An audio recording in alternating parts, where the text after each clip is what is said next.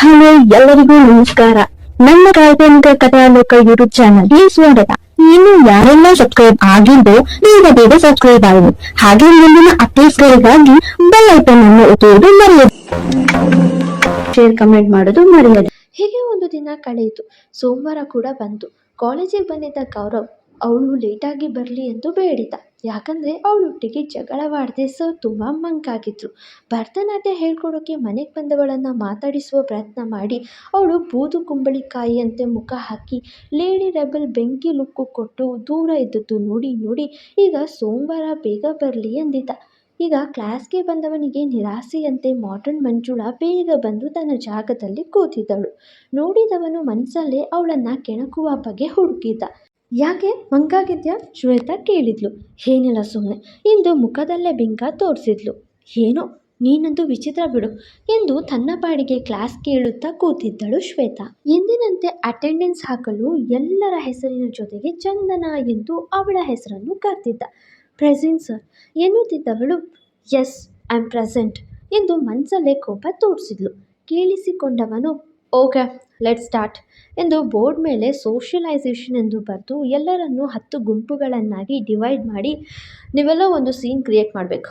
ಹೇಗಿರಬೇಕು ಅಂದರೆ ಗೊತ್ತಿಲ್ಲದ ಪ್ಲೇಸ್ನಲ್ಲಿ ನೀವು ಗೊತ್ತಿಲ್ಲದವರನ್ನು ಹೇಗೆ ಬೆರೆಯುವಿರಿ ಅನ್ನೋದು ನಿಮ್ಮ ಮಾತು ಮತ್ತು ನಿಮ್ಮ ಬಿಹೇವಿಯರ್ ಮ್ಯಾಟರ್ ಆಗುತ್ತೆ ಎಂದು ಅರ್ಧ ಗಂಟೆ ಟೈಮ್ ಕೊಟ್ಟವನ ಕಣ್ಣು ಬರೀ ಚಂದನಾನ ನೋಡ್ತಾನೇ ಇತ್ತು. ಬೇಕೆಂದರೆ ಟೀಮ್ ಬಳಿ ಬರೋದು, ಅವ್ರ ಹತ್ರ ಬೆರೆಯುವಂತೆ ಮಾತಾಡ್ತಾ ಚಂದನ ಟೀಮ್ ಆ ಕಡೆ ಬಂದು ಇಟ್ಸ್ 5 more minutes ಲೆಫ್ಟ್ ಬೇಗ ಎನ್ನಲು ಅವಳಂತೂ ಅವನತ್ತ ಒಂದು ಬಾರಿಯೂ ನೋಡಲೇ ಇಲ್ಲ. ಎಲ್ಲರ ಟೀಮ್ ಪರ್ಫಾರ್ಮೆನ್ಸ್ ಕೊಡೋಕೆ ಶುರು ಮಾಡಿತ್ತು. ಹಾಗೆಯೇ ಚಂದನ ಟೀಮ್ ಕೂಡ ಬರಲು ಪ್ಲ್ಯಾನ್ ಪ್ರಕಾರ ಅವಳು ಬಸ್ ಸ್ಟಾಪ್ನಲ್ಲಿ ಬಸ್ ಮಿಸ್ ಮಾಡ್ಕೊಂಡಿದ್ಲು. ಅವಳ ಟೀಮ್ನಲ್ಲಿದ್ದ 3ರಲ್ಲಿ ಒಬ್ಬಳು ಬಸ್ ಸ್ಟಾಪ್ನಲ್ಲಿ ಬೇರೆ ಬಸ್ಸಿಗಾಗಿ ವೇಟಿಂಗ್ ಮಾಡ್ತಿದ್ಲು. ಇನ್ನೊಬ್ಬ ಪೇಪರ್ ಓದ್ತಾ ಟೀ ಅಂಗಡಿಯಲ್ಲಿ ಕೂತಿದ್ದ. ಮತ್ತೊಬ್ಬ ಬೇರೆ ಬಸ್ ಕಂಡಕ್ಟರ್. ಆ್ಯಕ್ಟ್ ಶುರುವಾಗಿ ಚಂದನ ಬಸ್ ಮಿಸ್ ಆಗಿದೆ ಎಂದು ಸಪ್ಪೆ ಮೊರೆ ಹಾಕಿ ಬಂದು ಕೂತು ಕಂಡಕ್ಟರ್ ಡ್ರೈವರ್ನ ಎಂದಿನಂತೆ ಬೈಕೊಳ್ಳುತ್ತಿರಲು ಅಕ್ಕಪಕ್ಕದವರು ಅವಳ ಗೋಳು ಕೇಳುವಂತೆ ಇತ್ತು ಆ ರೀತಿಯ ಆ್ಯಕ್ಟ್. ನೋಡುತ್ತಿದ್ದವನಿಗೆ ಆ್ಯಕ್ಟ್ ಏನು ಎಂದು ಗಮನಿಸದೆ ಒಮ್ಮೆ ಅವನತ್ತ ಕಣ್ಣಾಡಿಸಲಿ ಎಂದು ಕಾಯುತ್ತಿದ್ದ. ಆ್ಯಕ್ಟ್ ಮುಗಿದರೂ ಚಂದನ ಕಣ್ಣು ಅವನ ಕಡೆ ಹೋಗದಿರಲು ಚಂದನ ಯಾವಾಗಲೂ ಬಸ್ ಮಿಸ್ ಮಾಡ್ಕೋತೀರ, ಅದು ಗೊತ್ತಿರೋ ವಿಚಾರ, ಅದನ್ನಿಲ್ಲಿ ರೀಕ್ರಿಯೇಟ್ ಮಾಡೋ ಅವಶ್ಯಕತೆ ಏನಿತ್ತು ಕೇಳಿದ. ಇಡೀ ಕ್ಲಾಸ್ ನಗಾಡಿ ಚಂದನಗೆ ಮುಜುಗರ ಹುಟ್ಟಿಸಿತು. ಕ್ಷಣವೂ ಸ್ಟೇಜ್ ಮೇಲಿರದೆ ಸೀದಾ ಬಂದು ತನ್ನ ಜಾಗದಲ್ಲಿ ಕೂತಳು. ಅವಳನ್ನು ಕೆಣಕುತ್ತಾ ಮಾತಾಡುವಂತೆ ಮಾತಾಡೋದಷ್ಟೇ ಅವನ ಉದ್ದೇಶವಾಗಿರಲು ಅದಕ್ಕೆ ಸ್ಪಂದಿಸದೆ ಸಿಟ್ಟಾದವಳ ಮುಖ ನೋಡಿ ಸ್ಟಾಪ್ ಆಲ್, ನಗೋದು ಬಿಡಿ, meet you all in next class ಎನ್ನುತ್ತಾ ಅವಳತ್ತ ಬರಲು ಶ್ವೇತಾ ಈಗ ಬ್ರೇಕ್ ಇದೆ ಬಾ ಎಂದು ಶ್ವೇತಾ ಜೊತೆ ಹೊರಗಡೆ ಹೋದಳು. ಕೋಪಗೊಂಡವ ಚಾಕ್ಪೀಸನ್ನು ಬೋರ್ಡ್ ಕಡೆ ಎಸೆದು ಹೋದನು. ಅಂದು ಸಂಜೆ ತನಕ ಅವನೊಟ್ಟಿಗೆ ಮಾತಾಡದೇ ಇರಲು ಇವನಿಗೆ ಸಹಿಸೋಕ್ಕಾಗದೆ ಕೋಪಗೊಂಡು ಸ್ಪೋರ್ಟ್ಸ್ ಅಕಾಡೆಮಿ ಕಡೆ ಹೆಜ್ಜೆ ಹಾಕಿದ್ದ. ಇವನಿಗೊಂದು ವೀಕ್ನೆಸ್ ಉಂಟು, ಅದೇನು ಅಂತಾನ, ಕೋಪ ಬಂದಾಗ ನಮ್ಮ ಹುಡುಗಿ ಈರುಳ್ಳಿ ಪಕೋಡ ತಿಂದರೆ ಇವನು ಬಾಸ್ಕೆಟ್ಬಾಲ್ ಆಡ್ತಾನೆ. ಮಕ್ಕಳೆಲ್ಲರೂ ಬಾಸ್ಕೆಟ್ಬಾಲ್ ಆಡಿ ಮುಗಿಸಿ ಹೋಗ್ತಿದ್ರು. ನನಗೆ ಕ್ರಿಕೆಟ್ ಅಷ್ಟೇ ಇಷ್ಟ ಸರ್. ಮತ್ತು ನಿಮಗೆ ಯಾವ ಗೇಮ್ ಇಷ್ಟ ಎಂದು ಕೇಳಿದ ಶಶಾಂಕ್ಗೆ ನಾನು ಬಾಸ್ಕೆಟ್ಬಾಲ್ ಆಡಬಹುದಾ ಎನ್ನಲು ಖಂಡಿತ ಸರ್ ಎಂದವರು ನಂಗೆ ಬರಲ್ಲ ಏನು ಮಾಡೋದು ಎಂದವರಿಗೆ ಒಬ್ಬನೇ ಆಡ್ತೀನಿ ಎಂದು ಶುರು ಮಾಡಿದ್ದ. ಆಟ ಸಾಕ್ತಿತ್ತು. ಆದರೆ ಆಡಿಷನ್ಗೆ ನೇಮ್ ಬರೆಸ್ಕೊಂಡಿರುವ ಲಿಸ್ಟ್ ತಲುಪಿಸೋಕೆ ಮಿಸ್ಟರ್ ರೆಬಲ್ ಲೇಡಿನ ರಿಕ್ವೆಸ್ಟ್ ಮಾಡಲು ತಾನು ಸ್ಪೋರ್ಟ್ಸ್ ಅಕಾಡೆಮಿ ಕಡೆಗೆ ಬಂದಿದ್ದಳು ಚಂದನ. ಪ್ಲೀಸ್ ಶ್ವೇ ಬಾ ಎಂದು ಅವಳ ಫ್ರೆಂಡ್ ಜೊತೆ ಬಂದವಳು ಅವನನ್ನು ಹುಡುಕ್ತಿರಲು ಕಣ್ಣಿಗೆ ಬಿದ್ದದ್ದು ಶರ್ಟ್ ತೆರೆದು ಸ್ಲೀವ್ ಇಲ್ಲದ ಬನೀನ್ ಹಾಕಿ ಬಾಸ್ಕೆಟ್ಬಾಲ್ ಆಡ್ತಿದ್ದ NRI. ಅವನಿದ್ದ ಎತ್ತರಕ್ಕೂ ಅವನ ಮೈಕಟ್ಟಿಗೂ ಆ ಬಾಸ್ಕೆಟ್ಬಾಲ್ ಆಟ ಪರ್ಫೆಕ್ಟ್ ಅಂದರೂ ತಪ್ಪಿಲ್ಲ. ಬಾಲನ್ನು ಬೌನ್ಸ್ ಮಾಡ್ತಾ ತನ್ನ ಪಾಡಿಗೆ ತಾನು ಆಟ ಮುಂದುವರಿಸ್ತಿರಲು ಅವನ ಮೇಲಿನ ಲಕ್ಷ್ಯ ಹೆಚ್ಚಾಗಿತ್ತು ರೆಬಲ್ ಲೇಡಿಗೆ. ಎಲ್ಲರೂ ಹೇಳ್ತಿದ್ರು ಸರ್ ಸಖತ್ತಾಗಿದ್ದಾರೆ ಅಂತ. ನಾನು ಹೋಗ್ರೆ ಹುಚ್ಚಿರ ಅಂತಿದ್ದೆ. ಇವ್ರನ್ನ ಹೀಗೆ ನೋಡ್ತಿದ್ರೆ ನನ್ನ ಹಾಳಾಗುವ ಎಲ್ಲ ಲಕ್ಷಣ ಕಾಣಿಸ್ತಿದೆ ಎಂದು ಮನಸ್ಸಲ್ಲೇ ವರ್ಣಿಸಿದ್ದಳು. ಈ ವಯ್ಯ ನೋಡೋಕೇನೋ ಹೀರೋ ಥರ ಇದ್ದಾನೆ, ಹಾಗಂತ ನಮ್ಮವರನ್ನೆಲ್ಲ ಸೈಡ್ ಆರ್ಟಿಸ್ಟ್ ಅನ್ನೋ ಥರ ಆ್ಯಕ್ಟ್ ಮಾಡ್ತಾನೆ. ನಾವಿಲ್ಲ ಅಂದರೆ ಇವರೆಲ್ಲ ಹೀರೋ ಹೆಂಗಾಗೋದು ಅಂತ. ನೆನ್ನೆ ನನ್ನ ಹತ್ರ ಬಂದು ನಾನು ಹೀರೋಯಿನ್ ಯಾರು ನೀನಂತೂ ಅಲ್ಲ ಅಂತ ಮುಖಕ್ಕೆ ಹೊಡೆದಂತೆ ಹೇಳಿಬಿಡೋದ.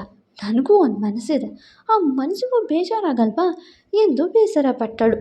ಇವನೇನು ಮನ್ಮಥ ನೋಡು ಪೀಚಿ ಎಂದು ಬೈಕೊಂಡು ನಾಳೆ ಕೊಡ್ತೀನಿ ಎನ್ನುತ್ತಾ ಇನ್ನೇನು ಹೋಗಬೇಕು. ಶಶಾಂಕ್ ಅವನ ಆಟಕ್ಕೆ ಆಗಿ, ಸರ್ ನೀವು ಬಾಸ್ಕೆಟ್ಬಾಲ್ ಚಾಂಪಿಯನ್ ಅಲ್ವಾ ಎಂದು ಕೇಳಲು ಅವರ ಮಾತಿಗೆ ಇತ್ತ ತಿರುಗಿದವನ ಕಣ್ಣು ಚಂದನ ಕಡೆ ನೋಡಿ, ಎಸ್ ಐ ಆಮ್ ಚಾಂಪಿಯನ್ ಎಂದು ಹುಬ್ಬೇರಿಸಲು ಇತ್ತ ನಮ್ಮ ಹುಡುಗಿಗೆ ಪಿತ್ತ ನೆತ್ತಿಗೇರಿತು. ಈ ಕಣ್ಗಳಲ್ಲಿ ಇನ್ನೂ ಏನೇನು ನೋಡಬೇಕು ಎಂದು ಹಣೆ ಚಚ್ಕೊಂಡವಳ ಸನಿಹಕ್ಕೆ ರಭಸವಾಗಿ ಬರಲು ಹೆದರಿದ್ದಳು ಚೂರು.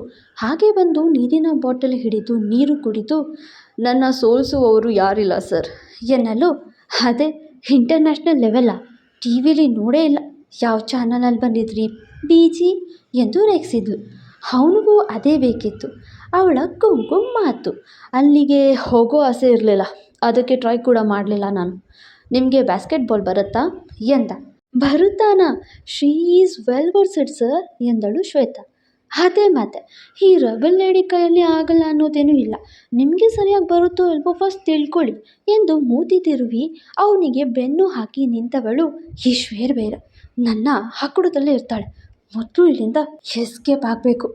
ಅವಯ್ಯ ನನ್ನ ಟೀಕೆ ಬೇರೆ ಮಾಡ್ತಾನೆ ಎಂದು ಇನ್ನೇನು ಹೋಗಬೇಕು ಅವಳ ಮುಂದೆ ಬಾಲ್ ಹಿಡಿದು ನಿಂತಿದ್ದ NRI. ನೋಡಿದವಳ ಕಣ್ಣು ಕೆಂಪು ಕೆಂಪು, ಉಗುಳು ನುಂಗಿದ್ದಳು ಚಂದು. ಏನಿದು ಬಾಲ್ ಯಾಕೆ ಹಾಸ್ಯವಾಗಿ ನಗುತ್ತಾ ನೋಡಿದಳು. ನಮಗೆ ಆಟ ಬರಲ್ಲ, ಹೇಳ್ಕೊಡಿ ಎಂದು ಮುಖ ನೋಡಲು ಶಶಾಂಕ್ ಮತ್ತು ಶ್ವೇ ನಗ್ತಿದ್ರು. ಹೌದು ಚಂದು, ನೀನು ಬೆಸ್ಟ್ ಅಲ್ವಾ, ಅವರು ಬೆಸ್ಟ್, ನೋಡೇ ಬಿಡೋಣ ಎಂದು ಇನ್ನಷ್ಟು ತಾಳ ಹಾಕಿದ್ರು ಕೂಡ.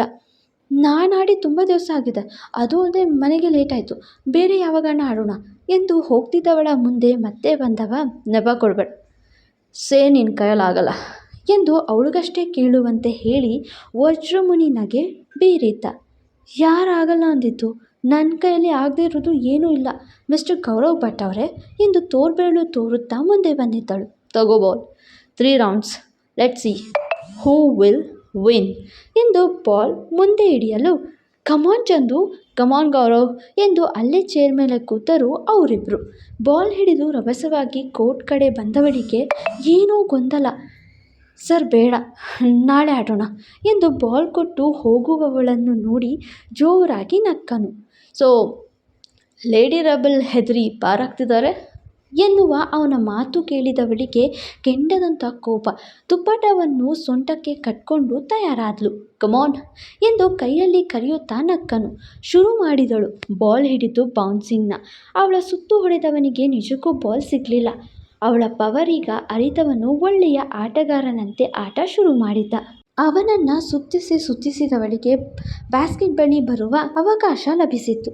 ಮೊದಲೇ ಕುಳ್ಳಿ ಅಲ್ವಾ, ಎಗರಿ ಎಸೆಯೋದು ಕಷ್ಟ, ಪಕ್ಕ ಬಾಲ್ ಬೀಳೋದಿಲ್ಲ ಎಂದು ನೆಗ್ಲೆಕ್ಟ್ ಮಾಡಿದವನಿಗೆ ಬ್ಯಾಸ್ಕೆಟ್ ಒಳಗಡೆ ಬಾಲ್ ಹಾಕಿ ತನ್ನ ಚಾತುರ್ಯ ತಿಳಿಸಿದ್ಲು. ಇನ್ನು 2 ಸುತ್ತು ಉಂಟು, ಮುಂದೆ ಯಾರು ಗೆಲ್ಲೋದು? ಈ ಗಂಡು ಬೀರಿಗಾಗಿ ಈ ಬೀಜಿ ಆಗ್ತಾನ NRI ಗಂಡ? ಕತೆ ಹೇಗಿದೆ ಅಭಿಪ್ರಾಯ ತಿಳಿಸಿ, ಓಕೆನಾ? ಕತೆಗೆ ವಾಯ್ಸ್ ಕೊಡೋದಕ್ಕೆ ವರ್ಕ್ ಪ್ರೆಷರ್ ಜಾಸ್ತಿ, ಆದರೂ ಕೊಡ್ತಾ ಇದ್ದೀನಿ, ಪ್ಲೀಸ್ ಸಪೋರ್ಟ್ ಮಾಡಿ. ಮತ್ತೆ ಸಿಗುವ, ಫಾಲೋ ಮಾಡಿ ಕಾಲ್ಪನಿಕ ಕಥಾಲೋಕ. ಮತ್ತೆ ಸಿಗುವ.